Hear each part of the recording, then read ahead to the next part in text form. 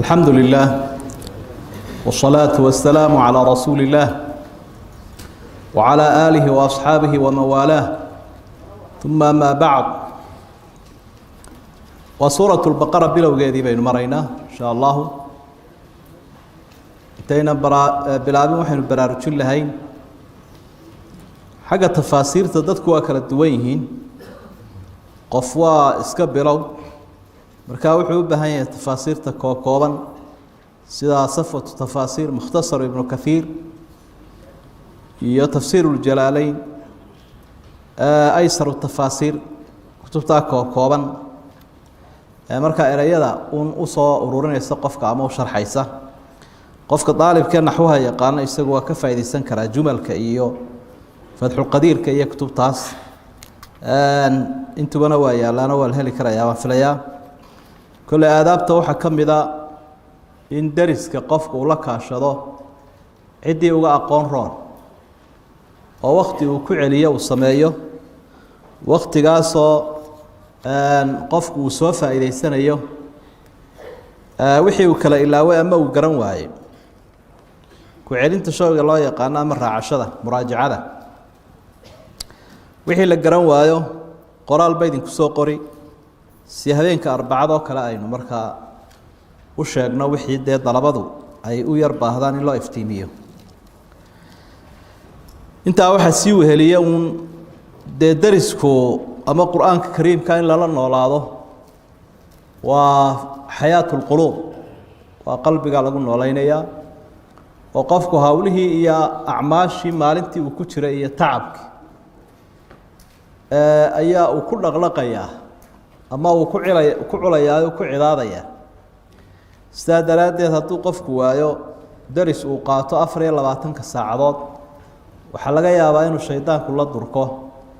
waxaynu uga jeednaa tafsiirka inuu fahmayno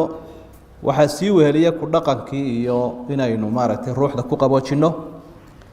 suuratul baqara waxaynu horeysiin doonaa insha Allah suuradan أحاديث كسر أروري فضل جيدا أو سورة دني فضل جيلادها إنه على عطينا إنه فسرية تاسو إنه كجران كرينا ميسان كوينا سورة دني جيلادها هي مهمة جيدا حاجة بينه يروّد الدرنا سقف قيمة هي مضنت هاي سورة البقرة يكفى إليه سجدا حديث صحيح مسلم كسر أبي هريرة ورينا يو النبي قول عليه الصلاة والسلام لا تجعلوا بيوتكم مقابر فإن البيت الذي تقرأ فيه سورة البقرة يفر منه الشيطان على معنى الحديث كريه نحبالها كدغنا وحكو أخردان سورة البقرة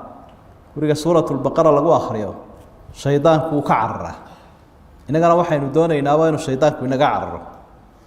ملائكتنا ويتمادا سيدا إنو أركي دورنو شيطان كنا وكعرّا مال ملاجمين النحريس باتالا مال شيطان يمين بلايا تالا النبي عليه الصلاة والسلام حديث كلام صحيح وحا وكوري وإسلام مسلم كسوغان قرآن كأخريا مال انت قيامها وإيمانيا إساقو أو إرقينيا قفكي إهل كوها أما كنا قبتشري مال انت قيامها ولما وحا آخريان الزهراوين labada bilicda badan ee quruxda badan ee qiimaha leh wa suuratu al-imran iyo suuratu al-baqara maalinta qiyaamaha way imanayaan labada suuradood iyagoo quraanka u horeeyo daruuraha kala ah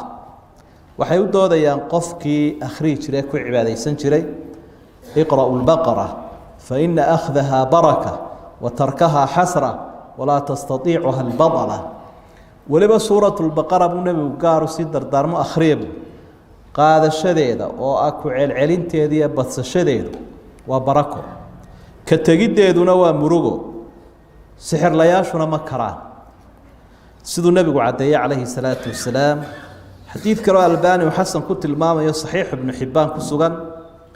waxa uu nabigu calayhi salaatu wasalaam inna likulli shay'in salaaman wa salaamu alqur'ani suuratu albaqara shay waliba wuxuu leeyahay kurs geelo weynaga aragnaa kurs buu leeyahay dadku aad u daneeya macaankiisa iyo wanaagiisa quraanka kurskiisu وسورة البقرة قفك سورة البقرة هبين أخرية قرقيسة كو أخرية لم يدخل الشيطان بيته 3 ليال قرقيسة الشيطان كمسو قليو سد حبيب النبي سدح هدنا كعلي ولي قابا وضم فإذا إنك السورة دي كم التهاي حديث كلا ابن مسعود ورين أيوه ويستغنى بخاري كسوغان نبي يقول عليه الصلاة والسلام قفك أخرية لبدا آيادو دا قدام بأي سورة البقرة آمن الرسول لقبل أبو هبين أخرية كفتاه ويكفلين مرحي كقفليه نبي يقول مفسرين عليه الصلاة والسلام وحي كقفليه شيطان كذا كقفليه سدهربا وصاح حسين نبي waxaa culimada qaarkoodna ay leeyihiin wardigii habeenkii baa ugu filaanayaan iyo qiyaamul leylki suuradan iyada nabigu markuu ka waramay calayhi salaatu wasalaam xadiis kale saxiixa waxa uu qofka akhriya aayad kursida salaad walba gadaasheeda ama xagga dambe ka akhriya jannada waxa ka hor jooga inuu dhinto markuu dhinto horay buu jannada ka galaya Bukhari waxa ku sugan oo cadaynaya xadiidkaasi xadiidka Usayd ibn Hudayr warinaya radiyallahu anhu inuu nabigu tilmaamay suuradan marka la akhriyayo inay naxariis ilaahayna soo dagayso malaa'igtuna soo dagayso oo dhagaysanayso akhrinteeda xadiidku waa saxiix weeye Usayd ibn Hudayr baa warinaya wuxuu habeenada kamida anigoo cibaadaysanaya inankaygi yaraaya yaxyana uu ag hurdo ayaan suuratul baqara akhriyay markaan yar akhriyay faras agtayda ku xidhnaa faraskaygi ayaa dhaqaaqo wareegay waan yara joojiyay haddana waan ku celiyo uu wareegay xoog buu wareegay uu dhaqdhaqaaqaya sidii wax didayo kale mar saddexaad baan ku celiyo markuu dhaqaaqay waan salaadii ka baxay halkaasaan ku joojiyay xagga saraan eego waxaan arkay dhulkii wada iftiimaya daruuro tiriga iftiimaya ay ka muuqanayaan nabigaan u sheegay calayhi salaatu wasalaam wuxuu rasuulkuna ii sheegay inay ahaayeen waxa uu arkay daruuraha iyo iftiinkaas malaa'igtii ilaahay marka hadaad ku sii wadi lahayd waa la arki lahaa subaxdii malaa'igta iyadoo dadkaba u muuqanaysa marka malaa'igta iyo naxariistuba suuratul baqara halka lagu akhriyayo ayaa ay ku soo degaysaa siduu nabigu cadeeyay calayhi salaatu wasalaam xadiid kale oo xasan tirmidi uu ku tilmaamayo ابن حبان iyo Khuzaymana saxiixooda ay ku soo saareen waxa uu sheegayaa suuradan qofka yaqaan inuu madax noqonayo ama hormuud madaxtinimada waxyaabaha CV-ga lagu mutaysto ayaa uu kamid yahay suuratul baqara inuu qofku yaqaan ama xifdisan yahayba qalbu anba bixinay rasuulku sallallahu alayhi wasallam duulimaada ama koox sariya marka uu warwaraystayo nin waliba inta uu quraan yaqaan abu weydiiyay inta sana qaana nin dhalinyaraba wuxuu intaana waana qaana suuratul baqara waana qaana marka rasuulku waxa uu sallallahu alayhi wasallam suuratul baqara taqaana dhaqaaji anta amiru hada colka ka madaxahay dhaqaaji buu rasuulku sallallahu alayhi wasallam marka taasina wuxuuna tilmaamaysaa qiimaha uu leeyahay qofka suuradan yaqaana fadhhab fa anta amiruhum bu rasuulku xadiidka sideedaad waxa uu sheegayaa suuradani waxay ahayd afkarasho weyn oo qulubta mu'miniinta lagu dhiriyo markay xaaladdu adkaato iyo afkarasho cajiib ah nabigi asxaabtiisa ka dhaxaysay ahayd halka inagu aynu kan idhaahno tollaaydi asxaabtii rasuulka ay suuradan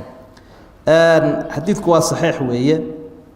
Ahmed iyo Bayhaqi iyo Muslim waa ku sugan yahay kastoo lafdiga uu leeyahay إمام أحمد رحمه الله maalintii xunayna asxaabtu ay jabeen nabigu calayhi salaatu wasalaam wuxuu la hadlay Abbas ibn Abdul Muttalib adeerkiya wuxuu yiri Abbas oo dhawaa ragii yaacay u yeedh maxaa la oranayaa yaa asxaab as-samura yaa asxaab suurati al-baqara saasa loogu yeedhaya war qoladii geedka nabiga kula heshiyo xagaa u yaacdeen id yubaayicunaka tahta ash-shajara wa maalintii adkayde sanadii lixaad Xudaybiya heshiiskii lagu galay ee muslimiintu ay nabiga gacan qaadeen in wixii uu amro ay yeelaano maka la galo oo ilaa dhimasho loo diyaar garoobo heshiiska raggii galay xagaa u yaaceen waya asxaab suurati al-baqara baqara raggii yaqaanay ama ehelkaba u ahaa ee loogu talagalay inay ku dhaqmaan xaggay qabteen waxaana weeyaan waa suuradda sida cajiibka u soo bandhigta jihaadka ninkii axkaamta jihaadka ku yaqaanay ee baqara sida jihaadka uga waranto xaguu maray sidoo kale Khalid ibn Walid markii uu colka hor kacay la dagaalamayay ninkii nabinimada sheegtay ee la oran jiray Musaylimatul Kadhaab yawm al-Yamama asxaabtii iyo muslimiintii halka maray aad baa loo laayay markii dambe dib loo abaabulayay isaguna yeedhmadaas oo kale ayaa ku baaqay oo ugu yeedhay ansaartii iyo muhaajiriintii baa waxay isugu yeedhayeen yaa asxaaba suurati al-Baqara hatta fataha Allahu calayhim yeedhmadaasa oo inaga halkaynu tollaayay ka nidhaano iyaga tollaayadu iyo asxaaba suurati al-Baqara bay waa la soo noqday labada jeerba marka nabigu Abbas riyaad iyo markuu yiri Khalid loo yeedho colkaba labada jeerba waxay u soo laabteen si cajiib ah oo degdeg ah oo jawaabeen waxa uu lahaa imaamka la yiraahdo Khalid bin Macdan suuraddan wuxuu ku magacaabi jiray fustaanul qur'aan waa taambuuga qur'aanka qur'aanka oo dhan bay ku dul qotontaa waxay ka hadlayso qur'aanka oo dhan wuxuu ka hadlayo weey waa barakadeeda iyo weynaanteeda iyo ahkaamteeda aad u badan daraadeed waxa uu soo naqila ama xusaa imaam Malik rahimahullah kitaabkiisa Muwatta Abdullah ibn Umar inuu baranayay suuraddan iyo fiqigeeda iyo ahkaamteeda 8 sanadood riwaayad kale waxay tilmaamaysaa in kasoo Maaligaana ku sugnayn taariikhda Umar 12 sanadood buu baqara dul fadhiyay haddaad adigu faas tahay hore u soo fadhido oo doonayso bil ama laba inaad kaga gudubto ama aad leedahay warmu inaga bilaabo ordhaca intuu iska daayo sheekh Umar ibn Khattab 12 sano suuraddan dul fadhiya fiqigeeda iyo faahfaahinteeda iyo dhuuxideeda inankiisiina waxa uu dul fadhiyay Abdullah ibn Umar 8 sanadood labadoodana waxay ka mid ahaayeen asxaabta ugu badan xagga cilmiga quraanka iyo sunnadaba aad u yaqaan marka waxay nooga baahan tahay faham iyo dhugasho badan oo aad iyo aad qofka muslimka ah ugu dadaalo suuraddan waxay leedahay khasaa'is iyo waxyaabo ay suuradaha kala gooni tahay waxa ka waa adwal suura fi quraan suuradda quraanka ugu dheer weey marka la isu geeyo saynu ogsoonahay oo waa laba jisiyo dheeraad ama 5 xisbi wax ku dhaweeye suuraddu waxa ku jirta aayada ugu dheer aayadaha quraanka oo safxad ama hal bog ah aayatu dayn suuradda waxa ku jirta kale sida uu yiraahdo ibn Kathir rahimahullah وسورة ugu ahkaam badan ahkaamta waynu xusi doonaa qofka muslimka ay u baahan yahay ama mujtamaca muslimka ama adduunyadu waa u baahan tahay qawaaniinta iyo nidaamka suuradda koobsantay ee ugu badan weey waliba aayadaha ahkaamta ka warrama marka waxa uu leeyahay waxa ku jira 1000 hukmin wa 1000 amrin wa 1000 nahyin wa 1000 khabar kun amar iyo kun nahy iyo kun hukum iyo kun khabar ورجل وحياة ولا بقى بقى ساوى صور رمي سورة ده سين سؤال كينه وحكوا سجان سورة ده آيات دي أينو مكسوم مرينا آمن الرسول إلى أن طلب آيات ده ودم بيو دراد النبي كشجع عليه الصلاة والسلام ينقفك كفليهين وحكوا ترت سورة ده آيات دي وجودن بيسي القرآن ككريم كسودكتي واتقوا يوما ترجعون فيه إلى الله آخر آية نزلت من القرآن وسقوا الراجحة في علوم القرآن مرك الله يقول سورة مقعية دورة إلا هي سورة البقرة والسورة التي ذكر فيها قصة البقرة قصة دي ساعة هي على قد حشاقي سنام القرآن ولا إله ذروة القرآن ولا إله هذا مقعية ذي كم يدهين كواس وحديث كاتانا عدي آياته والله بقول يو لحية سديتنا آيات كلمتها سورة كتير آيات كاس أي كوبينهين ولحكن يبقول يكوبي اللواتن كلمات حرفه نواشن يلباتن كن لح بقول يصدح هي طبعا حرف ركبة سدا حافظوا في السطور وفي الصدور قرآن كساسا لابتنا الله هيا كتابكنا loogu hayaa la ilaashanaya marka mid kasto gaar ah haduu yimaado doonaan wax ka bedelo ya xarfiga ama raggan u tirsanba wax la bedeli karaaba ma jiro marka haddii aad ku dhufato 10 ama sifir ku darto 25 kun dee waxay noqonaysaa 250 kun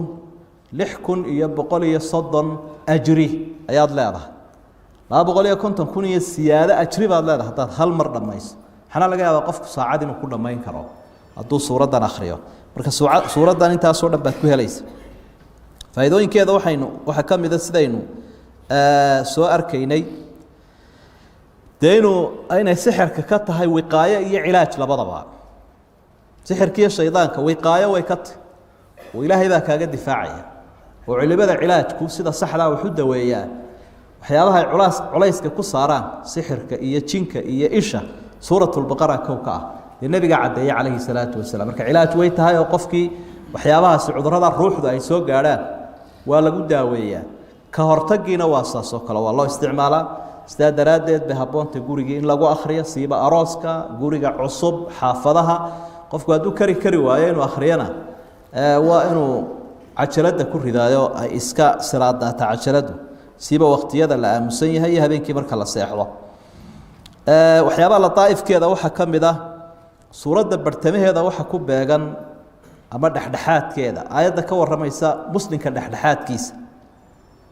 wakadalika jacalnaakum ummatan wasata litakunuu shuhadaa cala annaas ummaddani waa ummad dhexdhexaad ah oo ummadaha gaabiyeyna kuma jirto kuwa xadgudbayna kuma jirto aayaddaa dhexdhexaadka sheegaysa dhexdhexaadkeeda ku beegan 142 meelahaasay noqonaysaa dee kala barhkuna 340 meelahaasaabuu haaba intaa haddii aynu kaga soo gudubno suuraddu khasaa'iskeeda iyo fadligeeda muxtawayaadkeeda aynu wax ka taaban lahay ama waxyaabaha ay suuratulbaqara koobsatay suuraddani waxay koobsatay sharciga dadku ay u baahan yihiin intay adduunyadan joogaan ee aanay ka maarmi karaynin waajibna ku ah daruurina u ahee baahidooduba ay ku xidhantay sida caqiido wanaagsan cibaado wanaagsan cuud xalaala ama xoolo wanaagsan oo qofkii uu isticmaalo u dhaqdo iyo qoys wanaagsan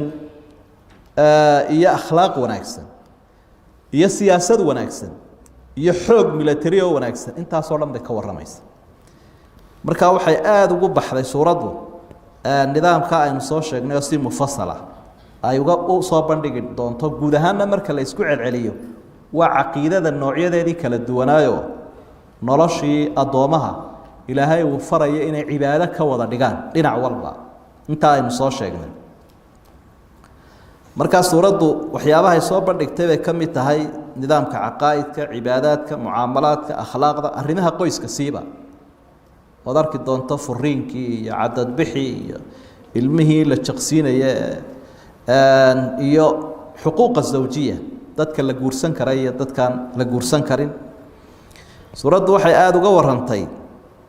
taariikhdii bani aadamkani uu ka soo bilaabmay inaanu iska abuurmin daayeerna ka imanin sida gaaladu ay ku doodaan laakiin ilaahay uu abuuray subxaana wa tacaala xikmadna uga jeeday marka waa inaga arki doonnaa nebi aadam oo ilaahay abuuray oo abuurkiisana malaa'igta uu sii ogeysiiyey iyo khaliifada laga dhigay waa suuraddu waxay tilmaamaysaa inta ifkan la joogay in dagaal lagu jirayo dee ibliis baaba taaganba oo aabbaheen weerar ku qaaday marka ha isdhiganin ninkii isaga ahaa ee aabbihii inoogu weynaa dagaalka la galee xaasidee ku kibray weli uu taagan yahay isaga iyo faraciisa suuraddu waxay ka warrantay soo bandhigtay waxaan la yidhaahdaa adduunyadu waxa loo qofku u baahan yahay inuu khibrad helo waayo aragnimo hore oo dadka qaarkood ay soo mareen maxaa nolosha laga ilaalinayaa maxaase nolosha inta la qaadanayo lagu dadaalayaa labadaaba waxa kaa sixi kara maadigii oo lagu sharxo saa daraaddeed shayga la yidhaahdo taariikhda waxaa la yidhahdaa taariikhdu wax sahlan maaha taariikhda hore waxaa lagu saxaa mustaqbalka waxaa la yidhahdaa taariikhu mir'aat almustaqbalu mir'aat almaadi mir'aat almustaqbal waqtiga hore tegay waa muraayadda waqtiga soo socda marka aada buu qur-aanku uga warramaa taariikhda suuraddani waa suuradda ugu badan ee ka warramaysa taariikhda reer banu israa'iil ama nimanka yuhuudda la yidhaahdo alyahuudu fi lqur'aan yuhuuddu muuqaalkay leeyihiin qur-aanka dhexdiisa suuradda ugu cajiibsana soo bandhigaysa weeye yuhuudda aad arkaysa taariikhdooda aynu hayno maantana aynu arkayno adduunyaduna khadiyaanka ka taagan tahay suuraddaasaad sawirkooda ka arki karaysa weliba wax cajiiba iyagoo kuwii taariikhdan lahaa ay tegeen ayaa markuu ilaahay la hadlayo kuwii nebi maxamed wakhtigiisii joogay buu la hadlayay iyagoo tallaabooyin waxyaabaha laga warramayaana wixii hore ay yihiin leanna mar walba yuhuuddu way wada socdaan kuwii hore iyo kuwii dambe marka khatarta ay leeyihiin iyo ceebahooda in lagu baraarugo iyo in la iska ilaaliyo awgeed suuraddu aad bay uga warrantay 3 meelood oo meel wax ka badan suuradda ayaa soo bandhigaya laga bilaabo yaa bani israa'iil adkuruu nicmatii allatii ancamtu calaykum ilaa laga gaadho waid ibtalaa ibraahiima rabbuhu bikalimaatin faatamahum ilaa halkaa laga gaadho intaa qisadoodaa soconaysa suuraddu waxaynu arki doonaa qisooyin bay xagga dambe kusoo bandhigaysaa ilaa 4-5 qiso oo iyaguna dhammaantood tilmaamaya awoodda ilaahay iyo inuu ilaahay aakhiro dadka soo noolaynayo oo dad badani nolosha aakhiro iyo diidmada ay aakhiro diideen daliilkii sugayey aakhiro iyo jiritaankeeda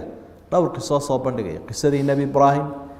iyo xayawaankii ilaahay uu nooleynayay markaa dee ilaahay isha u saaray qisadii cusayr taaluut iyo qisadiisa qisaskaasoo dhammina xikmaddaasay xambaarsan yihin dhaqaalaha bani aadamku wax soo saarkiisa siduu u soo saari karaa inuu xalaal noqdo oo ribada ka ilaaliyo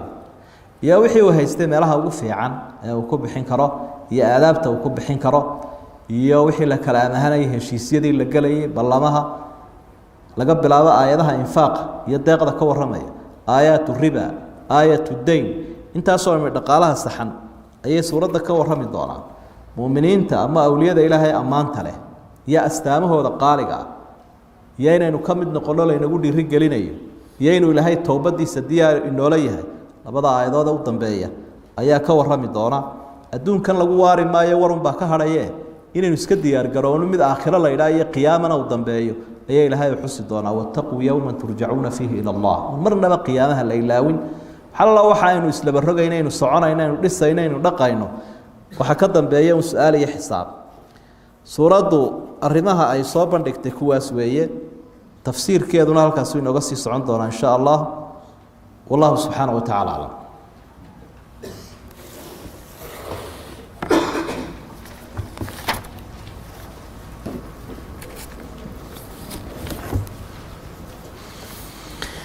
الحمد لله والصلاة والسلام على رسول الله وعلى آله وأصحابه ومن والاه أما بعد وحويان سورة البقرة بالوجيدي بسم الله الرحمن الرحيم قال الله تعالى إلهي با وحور ألف لام ميم الله أعلم بمراده بذلك إلهي با قرنيا يرى معناه وجهه ذلك الكتاب كتاب كان إساقاه أين هينه لا ريب فيه شك كمجره إنه حق يهي إنه إلهي حق سكي مدب هدى للمتقين تدك ألا الربيعي هنون بويه سيدا صار رب سبحانه وتعالى وكب العابي ألف لام ميم يعني يال دور علماء صارين معناها سوى قد بيار إنه حوية إن لقد يقاون أما يهي قرآن كقيبة متشابهة معناه هذا إلهي وقرنا يقول وما يعلم تأويله إلا الله وحيابه تاغن يهينا وحا كميدا إنه موجينايو قرآن كان إنه يهي معجز معنيه waxa weeye mid daabad ku ah oo dadku aanay la iman karin oo keeni karin kitaabkan idin hor yaalla ee diidantiin waliba carabti waa mid ka kooban erayadii ama luqadii aad taqaaneen haddana xarfaha macnahooda ma garanaysaan arrintaas waxay tusinaysaa inuu mucjis yahay bidaan la keeni karayno bani aadam aanu keeni karayno weey waxyaabaha si muujinaya waxa kamid ah bay leeyihiin culimadu sida badan xarfahaas waa sida qaalibka ah markay suuradda u soo horeeyaan quraanku kolkiiba ilaahay ka warramaa sida halkan badalika alkitaabu la rayba fihi ilaahay wili kitaabkan isaga waa kan aynu hayno kitaab bimacnaa mid maktuuba weey oo waa qoran yahay halkuu ku qoran yahay lawxul maxfuudku ku qoran yahay oo wuxuu ku qoran yahay xaashiyaha iyo kutubta ay hayaan malaa'igta ilaahay oo wuxuu ku qoran yahay kitaabkan aynu hayno saddexda meeloodba waa ku qoran yahay isagoo isu markhaati furayo aan iska hor jeedin ذلك الكتاب لا ريب فيه كتاب كايسغا اهي ذلك واري لغو تلمامو وحفق هذا كتاب كنو وين هور يالا معناheedu ma aha inuu meel fog yaalo laakiin waa in martabadiisu sareyso quraanka darajadiisa ayaa sareyso ilaahay baa waxa uu tilmaamaya subhanahu wa ta'ala liyudhhirahu ala ad-din kulli diimaha kala dhan buu ilaahay doonay inuu ka sareysiyo inaguna waa inaynu ka sareysiinaa وإنه كتاب كاوينين سيدا إلهي سودة شيء وويني نبينا محمد والصحابة رضوان الله عليهم يقول أي وينين كتاب كان السجع فايدوين كيسبا إلهي ونوشة جوحة المام كتاب ضد بدني هذا الدوران قارب بدني هذا عبيانها عاين شككوا متشرو لا ريب فيه مركك حساب تنملها ضد بدنه كشكي أما يلي بني آدم باص ما يست shakigoodan ku xisaabtan lahayn sida daraadeed baa ilaahay uu shakiba ma laha inuu xaq yahay kitaabka faa'iidooyinkiisi waxa weeye hudan lil muttaqiin dadka alla rumeeyay ilaahay ka cabsanaya hanuun buu yahay hanuun ayuu yahay marka kitaabkani waa kitaabul hidaayah kitaab saynisna maaha kitaab su'aal oo dadka lagu dawarsadana maaha ama geerida uu lagu akhriyo كتاب لا يسكرون دون كذا أهل كلا دجانا معها كتاب كوفايدوين بدن ولا ينتهى ولا هي عافمات كي وإن هراي نص شيء لكن تلاقاها اللي وحوي لها وحوي تلاقى لإنه نرش بني آدم كصحة إن هذا القرآن يهدي للتي هي أقوى تسوي لها وتلاقى لنا عكستوا دعنا كهانون كبدن بكوها جيا وحين سؤال كيني سورة الفاتحة اهدنا الصراط المستقيم هل كان هدى للمتقين هل كذبنا أولئك على هدى من ربهم ولا بدن بيتش كوبان اسكور جيدا أي أري هانونك صدح شارك صنوضي مركا هداية سوى هداية الإرشاد وهداية التوفيق لبضبع هداية الإرشاد وحويا كتاب كاتو السنة وهانونك معناها وهانون قفكي لغو هانونين ايو لا تسينيا جدكي كتابك و تسينيا رسولكنا و تسينيا قفكي خير ودانا و تسينيا هداية وافجنتنا إلهي واسكاله dad badan oo lagu badalay illa hanuuna ayaan hadana hanuunayn marka taasi waxa weeye waafajinteeda Ilaahay baa iskale inuu kitaabku kitaab hanuun yahay isaga miisaanka saaray dadkana jeclaysiyo ku abaabulay hanuunka sida daraadeed 305 meelood ayaa quraanka dhaxdiisa ereyga lafdul huda uu ku soo arooray ana farabadnaantay taas muujinaysa taasoo markaa 8 waji u taagan lafdul huda isagoo 8 macno leh ayuu 305 meelood ku soo arooray quraanka dhaxdiisa 62 suuradood markaa xigmadda loogu talagalay kitaabku inay tahay dadka inuu jiheeyo oo uu hanuuno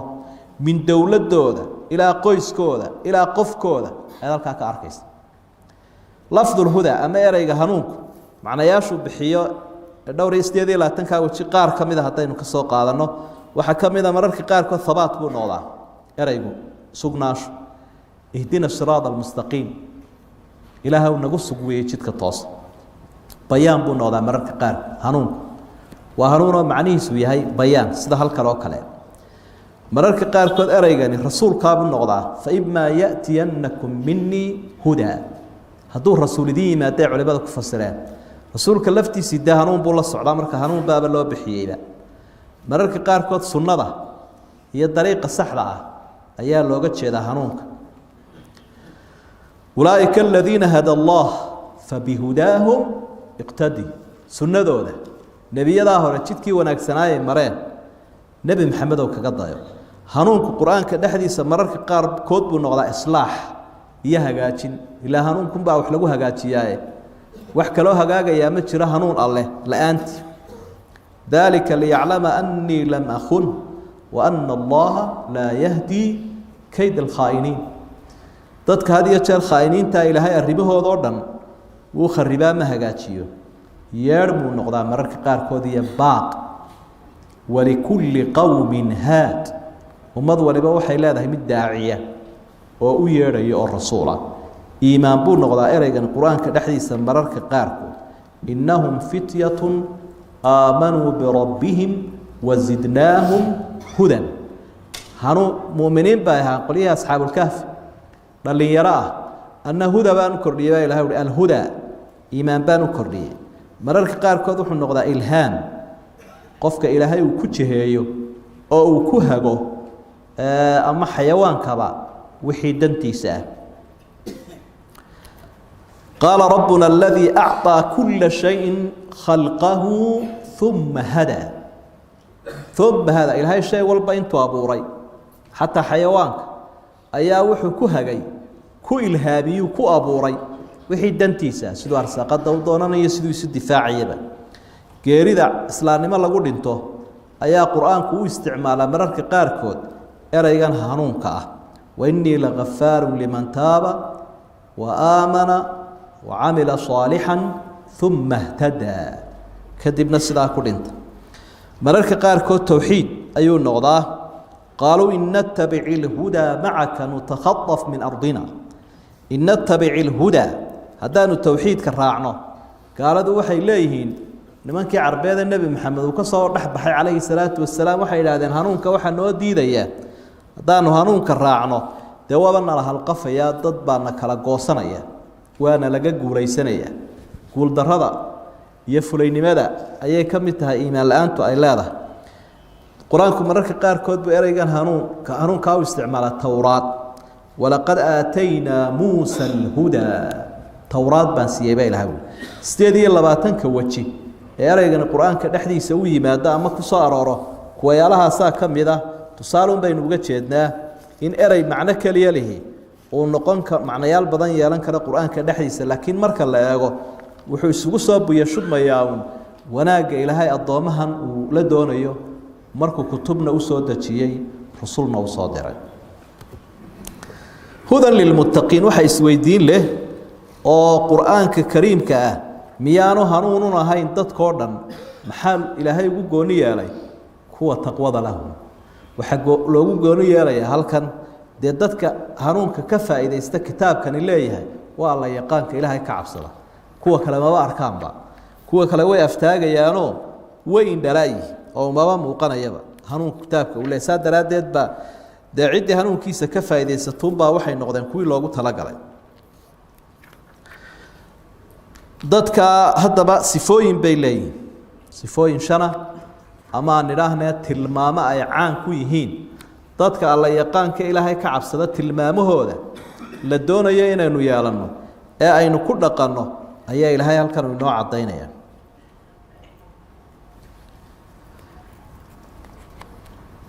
فيقول ربنا إلهي وحول الذين كوي ويه يؤمنون بالغيب وحم مقام بين رميان ويقيمون الصلاة صلاة نوي أوغان ومما رزقناهم ينفقون وحي أنو كأرساقني معناه وحي أنو حورئي أدون سينينا ينفقون وحبيك بحياة والذين يؤمنون وكوا الرمينية الرميي بما أنزل إليك وحي قال لك قصة دجيي قرآني حديث باء وما أنزل من قبلك يكتبتي لسود دجيي هذه هرتا وبالآخرة هم يوقنون آخرنا كالسوني وين بيكو قوانا كما شكسنا من الديدنا أولئك كواس على هدى من ربهم هنون بي كدل سجيهين إلى هذا حقي سايك هلان وأولئك كواس كليا هم المفلحون كواس الليدان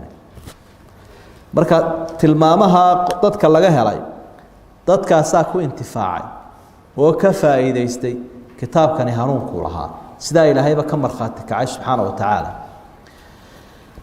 الدنيا ده وحلا قصة هاي قاطع قول أما قول درو كوا سا جوشة كلا تجي الدنيا ده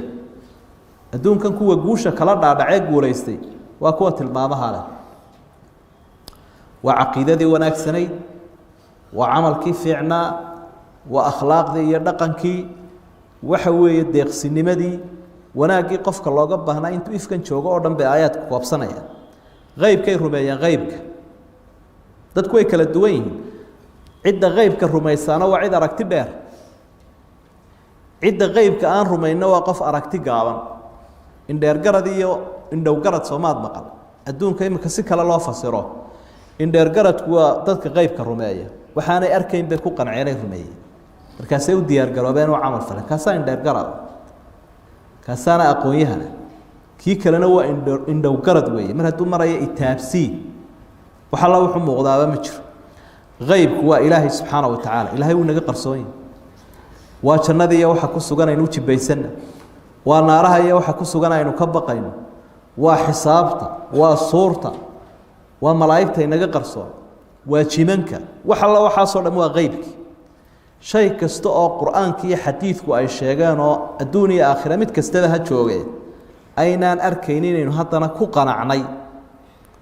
oo aynu ku hawl galay waxa way qaybkaas u soo galaya ammaan way alladina yu'minuna bil ghayb wasifada ugu horeysa muuminiintu leeyihiin marka haddaad aragto dadka oo ka shakisan qaybka quraanku sheegay qaybkii hore qaybka soo socda qaybka aakhiro dad ka shakisan haddaad aragto oo wiswisan oo cagataalaynaya iimaanku qoomay iimaankiisa qooman casrigan aynu joogno dad badan baa ka hadloo yiraahdo kaasi ma jiro jinku ma jiro malaa'igtu ma jiro janna ma jirto naari ma jirto iimaanka qooman u bisheegaysa lan ilaahay baa ku amaanay muuminiinta inay qaybka rumeeyaan wa yuqiimuna as-salaah salaadana way ogaan diin la'aan way salaad la'aan dadku inay diintu aroosan tahay oo diinta ay u helayeen inay jecel yihiin oo ilaahay ku xidhay maxaa ka marxaatiya inay salaadu u aroosantahay oo ay u oogan tahay iqaamadu waxa weeye way yuqiimuna as-salaah salaada xaqeedii mariyaan ma kala hadha cibaadada way noocyo badan tahay xidhiidhka alle markay saa u wanaajiyeen xidhiidhka adoomahana way wanaajiyaan wa mimma razaqnaahum yunfiquun mujtamac yatakaamal bacduhu bacdan wadada isdhamaystiraya oo isu gurmanaya oo iscaawinaya oo ku qanacsan walaalkiisa ag jooga haddaanu wax noqonin inaanu isaguna waxba noqonaynin takaaful ijtimaaci ilayna way isku xidhayeen oo isxil qaadaan marka wixii aan siiyay wax ka bixiyaan baa ilaahay sakadii bay noqonaysaa oo nafaqadii waajib masaariiftii waajibka ahayd bay noqonaysaa oo sadaqadii sunnaha ahayd bay noqonaysaa deeqdu ama waxa la bixiyaa marna waa waajib marna waa sunne labada qayboodba way noqonaysaa dhinac kolkaad ka eegto aayaddu waxay nagu dhiiri gelinaysaa waxaynu isugu adkayno waxaynu hayno inaanu jirinba laanahu laba arrimood baa taa inaga caawinayo marka hore dee waxaan ilaahay baa ina siiyey wa mimma razaqnaahum annagaa siinay baa ilaahay u leeyahay adigu xoog iyo xirfadaad leedahay kumaad keenina waa cadiyo ilaahay uu ku siiyo waxaad haysay xoolaa ee cilmiya ee cudud iyo awooda inta waxba laga bixiyaa marka labaad waxa ka saacidaya mintu eraygu waa tabciidiyya wa mimma razaqnaahum waa waxya waxaad u fiirsatay sakada inta la inagu waajibiyay boqolkiiba 2 badh 790 iyo badhna waxa lagu hayso si kala hadii loo dhigo xoolahaaga 40 meelood loo qaybiyay ayaa lagu leeyahay meelna bix 39 hayso marka hunguri weynaanteena waxaynu sii eegaynaa midka 40aad ama 2 badhka ayaynu sii eegaynaa inta kale ma sii eegaynaa laakiin waxaan ahayd markaad isqancinayso shaydaanku wada wallahi dollarkiiyo dahabkaad bixisay wuu badan yahay geelaad bixisay wuu badan yahay waxyaabaad ku qancinaysa waxa kamid ah inaad tiraahdo inta ay hadhaaba ka daranba dad adigu inta ay tustay inta ay hadhay ayaa ka badanba inaad tiraahdaa muhiima wa mimma razaqnaahum yunfiquun marka bakhaylnimada dhabtahay waxa weeye wixii ilaahay uu ku siiyo waajibkii inaad ka bixin weyn halka waxaynu ku haynaa 3 tilmaamood oo ay leeyihiin awliyada ilaahay way dhacdaa marar badan dad kamida bulshada islaamka ama ummadeenaba oo sakada ku bakhayla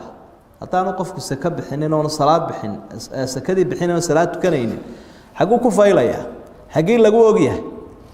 xoolihiisu way cunayaan oo way baaba'ayaan oo way baraka beelayaan goor dambuun baa isagoo khasaaray oo madaxa xoqanaya la arkaya laakiin meel laga raacay muu garan marka sakada waa in maalka laga safeeyo hadii kale way baabiinaysaa tilmaanta afraad ay leeyihiin awliyada ilaahay la doonayeen inuu sidooda noqonaa waxa weeye walladina yu'minuuna bima unzila ilayk wamaa unzila min qablik waxay rumaynayaan wixii lagugu soo dejiyey nebi maxamedo iyo kutubtii la soo dejiyey adiga hortaa iimaankani waa iimaanka qarada leh ee qiimaha badan ee quruxda badan ee laga doonayo qofka muuminka ah suuradda aakhirkeedana ilaahay wuxuu ku ammaanay awliyadiisu ku ammaanay iyo dadka iimaankooda wanaagsan yahay aamana arasuulu bima unzila ilayhi min rabbihi waalmu'minuun kulluna aamana billaahi wa malaa'ikatihi wa kutubihi wa rusulihi intaasaa la israacinaya waa iimaan dhammaystiran oo qabyaalad iyo eextoona aan lahayn ilaahay kutubtiisii o dhan baynu wada rumaynay rusushiisiina waynu wada rumaynay dadka xataa diimaha kale leh laguma hayo taa mid waliba wuxuu leeyahy diin gaaraan rumaysnahay nebi gaarana waan rumaysnahay intaa wixii ka soo hadhayna ma aqoonsanin mana ictiraafsanin mana rumaynayo laakiin diimaha samaawiga oo dhan qofka muuminka waa rumaysan yahay kutubtii buu rumaysan yahay rusushii ilaahay buu rumaysan yahay sida xaqu uu sheegayna waa rumaysanna bimaa unzila ilayk waxaa nebi maxamed lagu soo dejiyey waxaa ka mid a qur-aankan aynu hayno waxaa ka mid a axaadiistiisa xikmadda ah uu ka sii dardaarmayay nebigu calayhi salaatu wasalaam wuxu uhi waxaa laga yaabaa aakhiru zamaanka mid dhirgey oo iska dibiray oo lugta taagay sariirtiisa iska fuushan inuu dafiruu yidhaahdo war anagu qur-aankun baanu qaadanaynaa waxaa kale iyo xadiisyada aad sheegsheegaysaan ma ogin haddaynu maraynaa aynu arkaynaa hadda waxaa jira dad badan oo muslimna sheeganaya xadiidkii nebi maxamedee diidan calayhi salaatu wasalaam waa nasiib daro hadduu qofku daliilkaa qadciga iyo nusuustaa saxiixee sariixaa diido waa ku gaaloobaya ila ilaahay baa shaabadeeyey ilaahay baa ogolaaday ilaahay baa ina amray inayn raacno wamaa yatiqu cani ilhawa in huwa ilaa waxyun yuuxa nebigu rabitaankiisa kama hadle wuxuu sheego o dham waa waxyi weeye isaguna wuxuu leeyahy waxaa la isiiyey alqur'aan wamilahu macah qur-aankana waa la isiiyey waxyi kaloo lamidana waa la isiiyey waa xadiidka saxiixa nebiga ku sugan calayhi salaatu wasalaam haddii xadiidka la diido dee diintii baa la diiday salaada ilaahay waa kaasoo aqiimu salaata buu laakiin waktigeedu waa goorma waa imise ragcadood salaaduhu maxay ku kala duwan yihiin yaa ka warramay taa dee xadiidka nebiga cadcadeeye calayhi salaatu wasalaam qur-aanku waxbuu si mujmala ama si guud buu in badan u sheega laakiin axaadiidtuna way iftiiminaysa marka diinta ka tagun bay la mid tahay dadka diida xadiidka rasuulka sala allahu calayhi wasalam wamaa unzila min qablik kutubta inaga horeysay intoodii inuu ilaahay soo dejiyo nebiyadaa ku soo dejiyo waa rumaysanna intii xaqahe ka taalana waa rumaysanna laakiin dee wixii la bedelay iyo wixii baatil ku jira waa diidana waynu taa ma aqbalayna waa diidana waa kii nebigu lahaa calayhi salaatu wasalaam towraad markii ay yuhuud u keeneen intuu barkimo uu ku fadhiyey nebigu ka kacay isagoo ixtiraamaya kitaabka ayuu dul saaray marka wuxuu ihi towraaday waa ku rumaysnay kitaabkii towraad haddaad ilaahay ku soo dejiyeyna waan rumaysta adigana waan ku rumaysta marka si guud baa loo rumaynaya laakiin wixii baadilaha ku jira waa ka beri noqonayna وبالآخرة هم يوقنون آخرة غيب كاهرنا ويسوق ليس آخرة إيضا حق هرا سوق ليس هدنا إلى هاي وكسوع عليه آخرة رميسين آخرة رميسين آخرة تفسير المريض ضدك ملاحدة ده عصر جنا ينشوفنا مركل إلى ورتك حاجة كيمات وحي كيمات بين أرحام تدفع وأرض تبلع وإلى وربهم رئيسهم dee riximka hooyadun baa soo tuuray bay yidhaah dhulkuna wuu liqayaa waa la waaya ilaaha dadkuna waa kolba kii madaxdooda ah warkii shuuciyadda iyo malaaxidadu intaasuu ku ururay ulaa'ika calaa hudan min rabbihim wa ulaa'ika hum lmuflixuun hanuun bay kuwaasi ku sugan yihin qofka hanuun helay ha ugu mahadnaqa ilaahay buu ka helay min rabbihim iskama heli kartid uun hanuunka laakiin waxa iyaduna hanuunka nicmo kala waafajintu ilaahay ku waafajiyo min rabbi waxa aayada laga fahmayaa lafdu calaa ay faa'iideynaysaa dee qofku marna hanuunka dhinac buu ka taagan yahay wa min annaasi man yacbudu allaha calaa xarfi dhinac buu ka taagan yahay marna tamakana calayhi wuu ku xasilay oo wuu ku degay calaa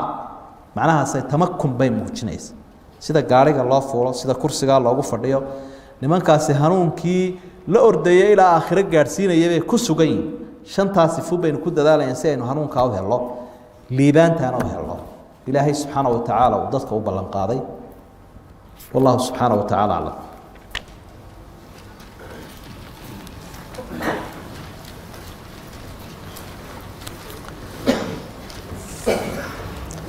الحمد لله والصلاة والسلام على رسول الله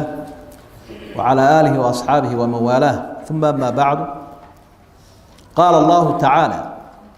وسورة البقرة آية الحاد بين كبل آبنا قال الله تعالى إلهي وحور إن الذين كفروا كوي قالوا لي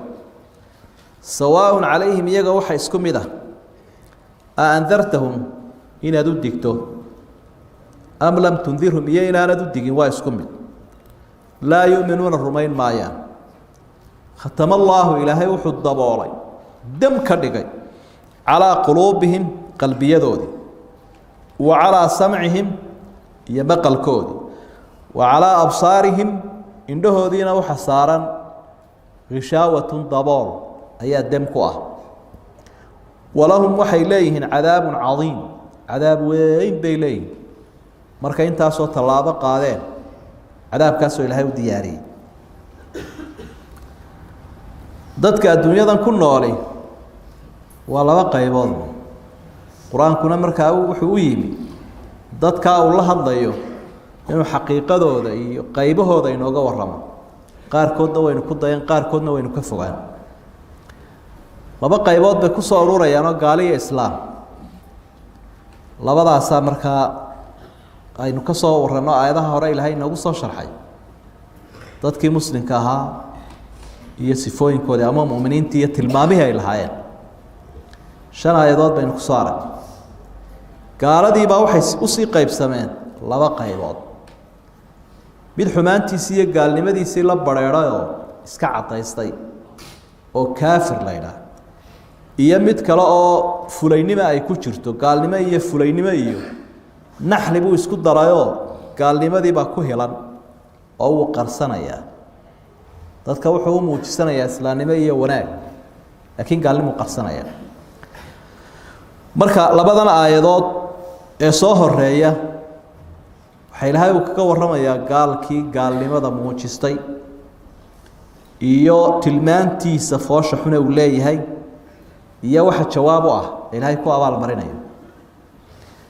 dhowr iyo tobanka aayadood ee soo socda taqriiban ilaa 13 aayadood soo socdaan munaafiq ama munaafiqiinta ayaa ilaahay xaaladooda ka waramaya taasoo markaa ku muujinayso ku cadaynaysa mar walba qofka khatarta badan inuu mudan yahay in aad looga digo sida aynu soo xusaynay yahuudaba quraanka suurada in badan ilaahay uga hadlayo munaafiqiina aad buu quraanku u dhigdhigay oo tilmaamihiisii uga warramay oo dhowr iyo tobanka aayadood munaafiqiintii bay soo bandhigayaan mawaaqiftooda iyo aragtiyahooda iyo murankooda iyo gaalnimadooda waanay muday oo wixii had iyo jeer ku muuqda dee waad iska arkaysa cadawga muuqda waad arkaysa libaax ciya iyo libaax aamusay kala sheegeen Soomaalidu ka ciyaawabu ku ogeysiin laakiin kan aamusay hoostun ka soo galay mar qura kulliqaya ka u darani waa إن الذين كفروا كوي قالوا بي كفر جاي قال لماذا وحل إلى هذا بمعنى كفر بمعنى ستر وأستري وحن أستر من بقال كسكدين وأستره وحقه افتيمة يسد قرح ذا وافتيمة ساد رادد بوح الله ما عينه بحنينا وحوي قالك وحق طبال وحسكدية حقي ومقدين الضبالة أو قرية وكاس إنفر بدن اسكديان ليطفئوا نور الله بأفواههم أفكار لقوا بختينيا وفعل كان لقوا بختينيا لكن ما بختين إن الذين كفروا تيئيس باي الهاوس سمينيا قوس وكقوسينيا dadku mar haday mowqif ka qaateen oo halka ay taageen nabi maxamed iskaga qoos hadaad u digtay hadaanad u digin ba waa isku mid iimaan male dar ilaahay uu og yahay oo isagu ka warkeenay way waxa marka aayadu ay cadaysay hadii ay dhacdo dadku inay talaabada qaadaan oo diintii ay ku gacan saydaan ay diidaan oo wacdiga iyo waanadu ay mari weydo cilad baa jirta ciladaas waa maxay إلهي بعد ختم الله على قلوبهم وعلى سمعهم وعلى أبصارهم غشاوة قفك أدركتين حق مري لايه وحريه وقفليه ختم قوة الضبال حيلها وجيسين يا وكشبها يا وال حرال الضبال يا قري مركا قلبي ووال وله مدارك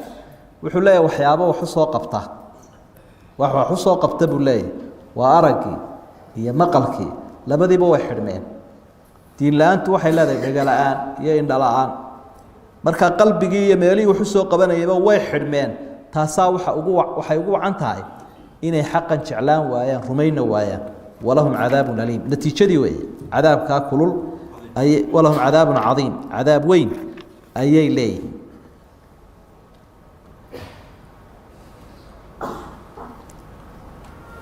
marka aayadku fawaa'idka ay leeyihiin waxa kamid ah qofka bani aadamka ahi marka had iyo jeer waanadu ay anfici weydo waa inaynu garanaa inuu bukaan yahay cudurka weyn qofkii ku dhacaana waa iimaan la'aanta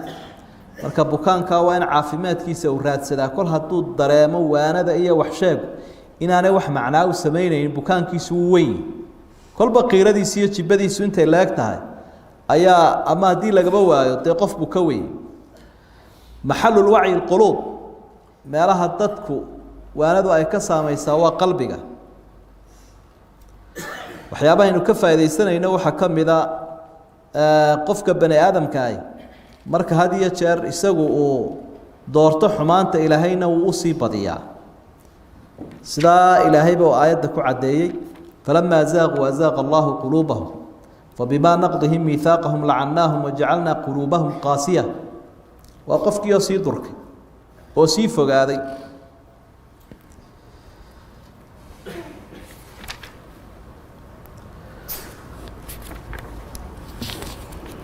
قال الله تعالى ومن الناس ددكي waxa kamida ba ilaahay uu man yaqulu mid oranaya amanna billah ilaahay baanu rumaynay wa bil yawmil aakhir maalinka dambe aakhirana waanu rumaynay wama hum bimu'minin kuwa iimaan lana ma aha waa munaafiqiintiba halkan tilmaamahooda ilaahay uu ka bilaabaya suuradan baa jirto suuratul munaafiquun la yiraahdo suuradaha aad uga waramay kamid tahay suuratu البقرة وسورة النساء وسورة التوبة تلمامها منافقين تمركا دونيس منافق مر والبو جوغايه هل كاسد برايدي سكت داونيس وربحين هذا السنة إلهي بأقونا سبحانه وتعالى منافقين تو عهدي مدني أما وقت النبي عليه الصلاة والسلام مدينة وجوغايه أي صوبتين haybadii awoodii dawladnimada jirtay waqtiga ama dawladii islaamka asaasantay ayay inay waajahaan ay ka hor yimaadaan u bareeri kari waayeen islaamnimada way iska muujisteen gaalnimada way qarsadeen ومن الناس من يقول آمنا بالله وباليوم الآخر ويشهادنيا hadana mu'miniin ma marka ayadu waxay noo cadeynaysaa in afka laga ashahaataa oo aanu qalbiga gaarsiisnayn iimaan lama yiraahdo qof afka ka shahaadanaya ayaa hadana loo qiraya inaanu iimaan lahayn kol hadii aanu amalkiina lahayn aqeedadiina lahayn rumayntii malaha ficilkiina malaha waa shahaado kaliya waa ka ilaahay ku diiday subhanahu wa ta'ala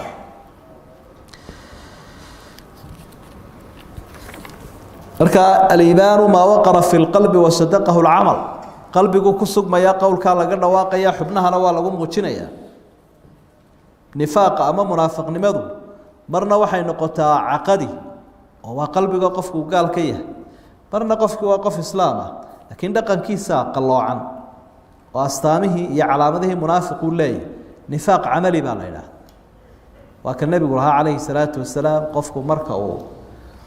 دودا يهدو بادل كدودا مركو ورما يهدو بين شيغو مركو بلان قاده هدو كبخو ونفاق آية المنافق الثلاث رواية كقار كون مدة أفر بي شيء مركا قف كيا شهادني هتو دقن كان لي هذا قف مؤمن وإلهي رميسان نفاق عملي يوي وعمل كيسي وي حماين يسا وي ناقصين يسا عبادة ديسي وحي وذا يردم ودين تيسي يردم وعقاري وي لكن هديه قلبي قال كيه خلاص وحو أفك كيدا هذا وحبك وقما في الله يخادعون الله إلهي بخيامين يا والذين آمنوا يددك مؤمنين تهانا وحيسكو ديانين خياميان وما يخدعون ما خيامين يان إلا أنفسهم نفههم بخيامين يان منافقين وما يشعرون ما نقرن يان خداع خيامة وحا لا يرادا قفك او wax wanaagsan muujista waxuna qarsanaya طبعا iyaguna oo sida marka ilaahay ma khiyaameyn karaan subhanahu wa ta'ala laakiin marka islaamnimo muujisteen inaguna aynu daahirkiiyo muuqaalka xukumayno ee dilkii iyo xoolahoodii oo laga qaado aynu ka daynay ee ilaahayna aanu oranin hal laayo waxa isu dhiganba niman ilaahay khiyaameeyay oo rasuulkii khiyaameeyay oo muuminiintii khiyaameeyay oo muraadkoodii xumaa ku ceeshay ayay ka dhigay laakiin ilaahay lagama hoos tuso lamana khiyaameeyo subhanahu wa ta'ala naftoodu bay khiyaameynayaan mana garanayaan ha qofka bani aadamka ay hadii uu xumaan sameeyo dibku isagu ku soo ururaya dhinacna uma dhaafay wama yakhda'una illa anfusahum wama yash'urun alla wuxuu wala yahiqu al-makru sayyi illa bi ahli qofku haduu xumaan iyo shirqool sameeyo isaga ayaanay dhaafayna ay ku koobanta fi qulubihim marad qalbigooda cudur baa jiifa qalbigooda cudur baa ku jira فزادهم الله مرضا إلهينا عذر كلو كرني ولهم عذاب أليم عذاب كلول بيلاي بما كانوا يكذبون بين انت حق بينين درادي عذر كداو نوعية بدنية عذر شركة كدعة يمثل روح كدعة عذر كودا نواكي قلبي جاي روح كدعي هبا يسكع عضاضي هبا يسكع حوق وينادين هبا يسكع في مشارين بها هذا سيد القرآن كإلهي كسفي ونمن حوق بدن بها هذا وإذا رأيتهم تعجبك أجسامهم وإن يقولوا تسمع لقولهم لكن هدنا عذر كي دلاغا هابا هيو قال لما قلبك كبوكا هدي قفك وقلبك عافمات قبا عذر كشرك وحبا ما ييلو استقبل كيس آخره أجري وحكوها ليا عذر كشرك تابع المريب كيها ليا مصيبة waxay aayadu cadeynaysaa qofka bani aadamkii markuu xumaan doorto ilaahay inuu si kordhinayo macsiya ku dhiibta macsiya hadda dambi ku dhacdo mid kale ku sii dhibaysa sida ay xusaysay aayada hore aynu soo akhrino